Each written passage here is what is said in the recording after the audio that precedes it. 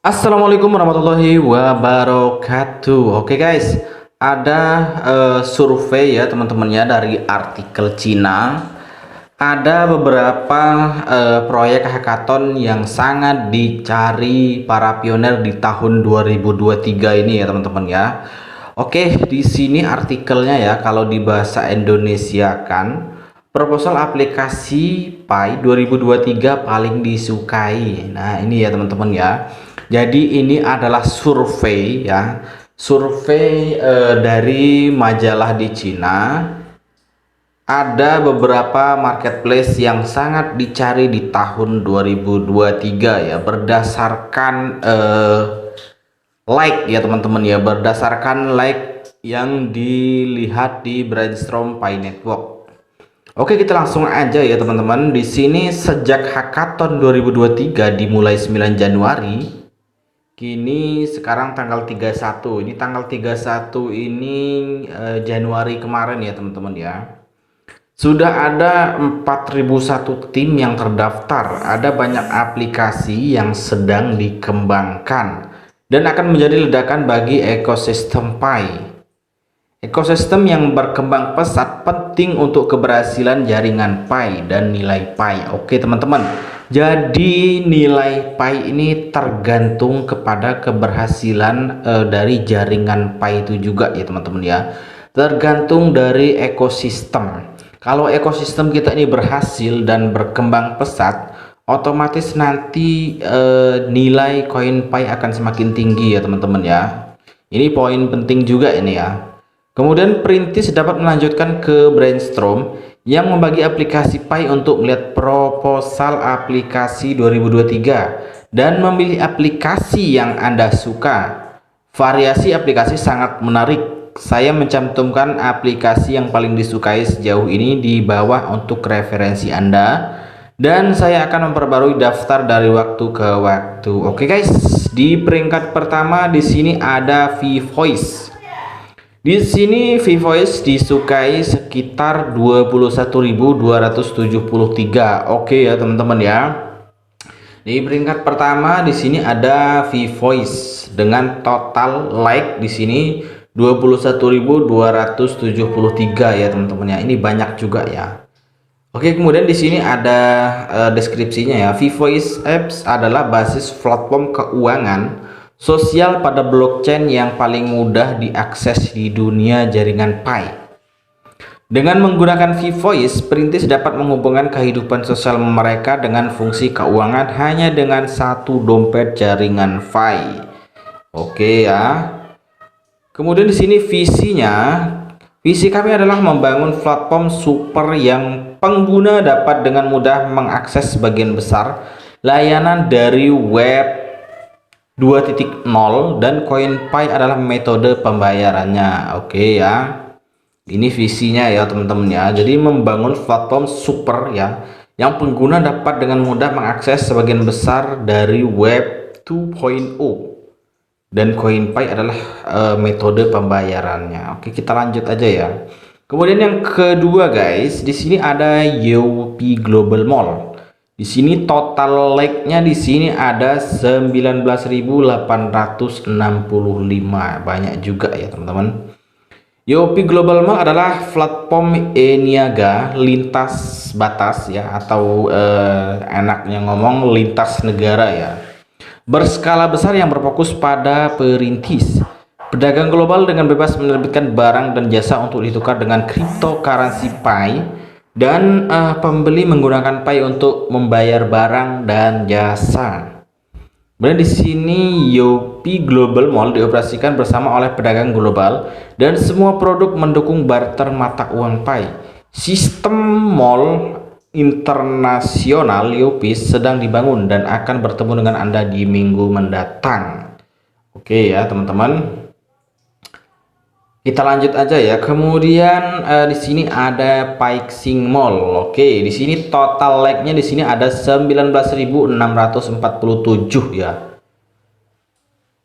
Pixing Mall adalah platform belanja yang berfokus pada komoditas curah dan juga pelopor pertama mode broker Ini menyelesaikan transaksi komoditas massal melalui interaksi online dan offline. Oke, jadi Fixing Mall ini platform belanja ya teman-teman ya, yang berfokus pada komoditas. Jadi ini fokusnya ke barang-barang komoditas ya teman-teman. Kemudian ini juga merupakan pelopor pertama mode broker ya. Jadi ini menyelesaikan transaksi komoditas massal melalui interaksi online dan offline. Jadi kita bisa transaksi ya di Fixing Mall ini bisa secara online ya, dan bisa secara offline atau mungkin COD ya mungkin ya.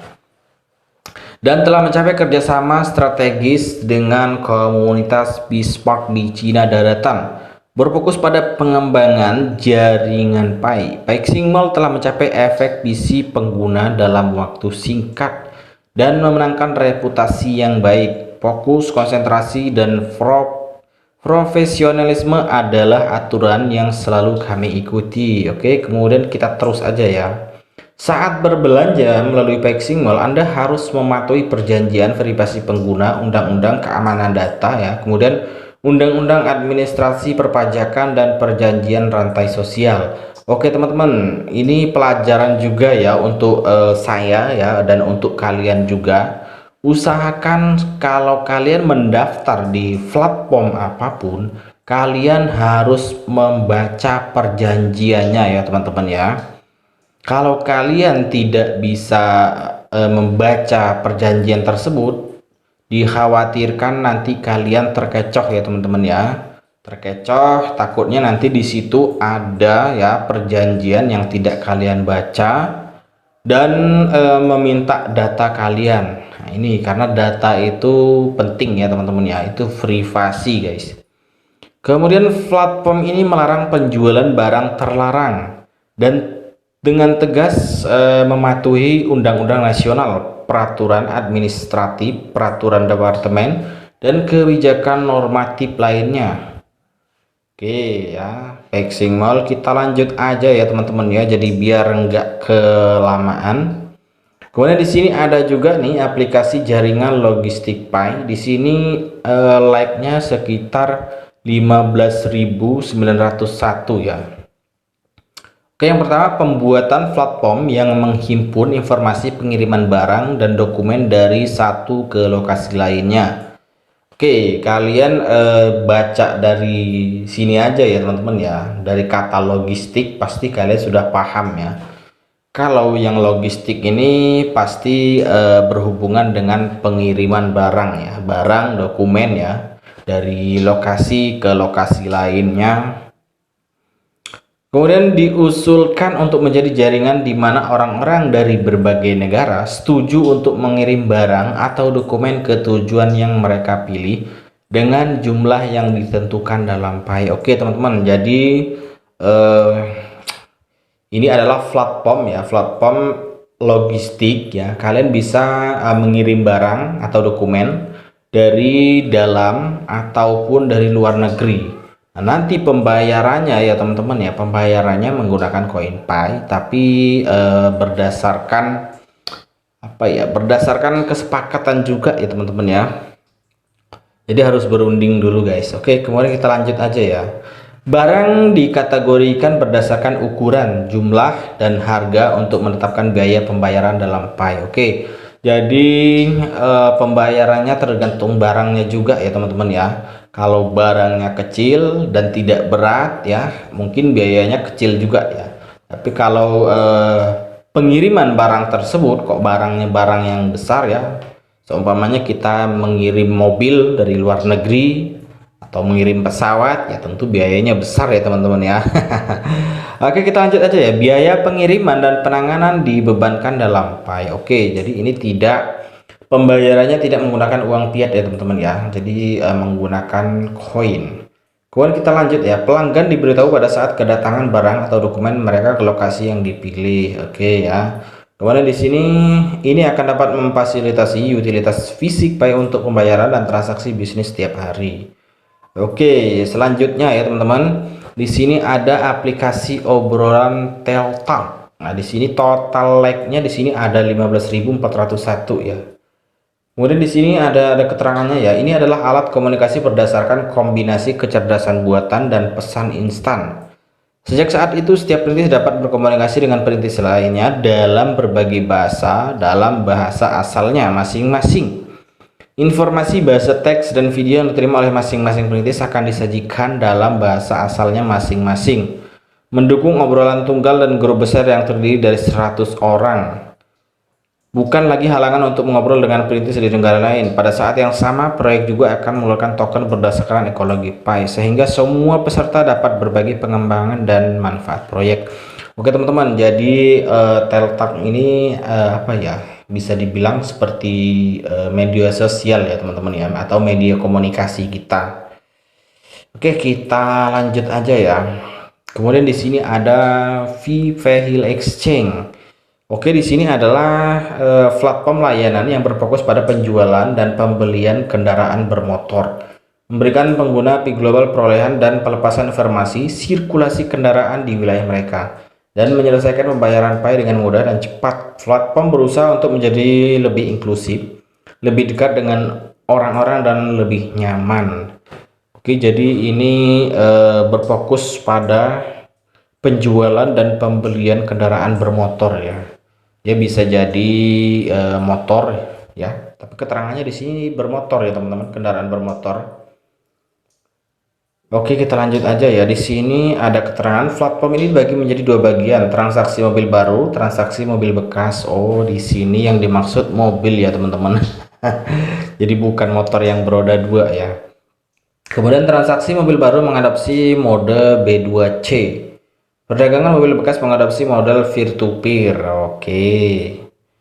Kemudian di sini perdagangan mobil bekas mengadopsi model peer-to-peer. Kategori kendaraan meliputi mobil keluarga ya, kemudian lokomotif pertanian, sepeda motor, mobil baterai, kemudian moped kecil, dan dapat mencakup kendaraan besar seperti tambang, truk logistik, dan lain-lain. Bahkan memberikan bantuan kepada pengguna Pi di area kecil. Oke, kita lanjut aja ya. Di sini selanjutnya di sini ada pbbs.chat. Di sini total like-nya ada 12.374 ya teman-teman ya. Kemudian kita lanjut aja ya biar nggak kelamaan. Di sini ada Pdaumol. Kemudian di sini ada Pbank ya. Kemudian di sini ada lagi Pfin. Di sini total like-nya ada 8.288. Di bank di sini ada 11.279 ya. Kemudian di sini ada juga Pi Showroom ya. Di sini total like-nya ada 7.740. Kemudian di sini ada Pi E-Card ya. Kemudian di sini ada WR Invest ya. Kemudian di sini apa nih? Jalan bersama untuk Pi. Coba kita bahasa Inggris kan ya. Oke, ini bahasanya bahasa Cina, bro. Kita lanjut aja ya. Oke, itu aja dulu ya teman-teman ya. Mungkin di next video akan saya bahas ya yang belum kita bahas di bawahnya ini ya teman-teman ya. Oke, itu aja dulu ya. Sekian saja. Assalamualaikum warahmatullahi wabarakatuh.